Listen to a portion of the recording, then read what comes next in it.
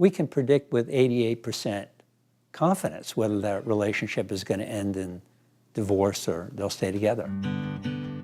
John Gottman, the world-renowned scholar on marriage, discovered this stunning thing, is that the couples had 5 positives to 1 negative.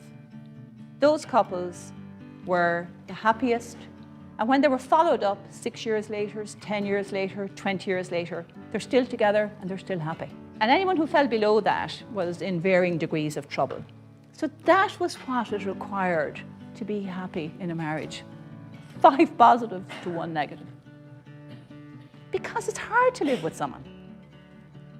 No matter how much you love them, it is hard to live with someone else.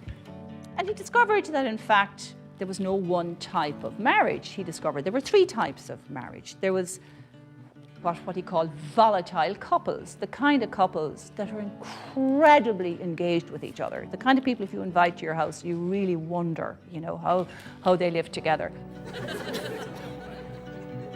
Constantly interrupting each other, constantly contradicting each other, hugely engaged with each other, hugely, right? Everything was like life and death. And these were couples who could be fantastically happy together, or they could be on the point of killing each other, right? All that mattered was that the ratio was right. Then there were the couples that, you read about, the kind of like perfect married couples, kind of very calm, compromising with each other, and they, again, could be ones that were hugely happy, really stable, happy marriages, or people who became so bored with each other, that the relationship broke up. They generate only a small amount of negativity, but unless they generate 5 times as much positivity, the marriage goes a bit stale, the relationship goes a bit stale. And then there were the couples where nothing at all seemed to be happening between them. It was what were called the mom and pop type marriages. They never disagreed at all. They didn't seem to know how to disagree with each other. Their idea of a disagreement was to state their opinion, and then the other person would state their opinion, and then that was kind of it.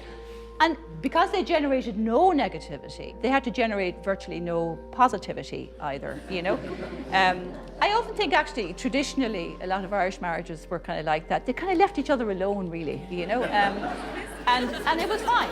But unfortunately, if they got into any kind of trouble, like if one of them kind of felt that maybe I want to do something different with my life, or I want my mother to come and stay, or, there was something, and the other didn't want it, it's like they didn't know what to do, and they broke up, or they were desperately unhappy. So I'm giving these examples to make the point. If there is a lot of negativity in your life for one reason or another, it doesn't mean you can't flourish. It doesn't mean you can't be at your best. It just means you've got to ramp up the positivity to keep it at a minimum of 3 to 1. That'll keep you out of trouble. And if you can get it above 3 to 1, all the better.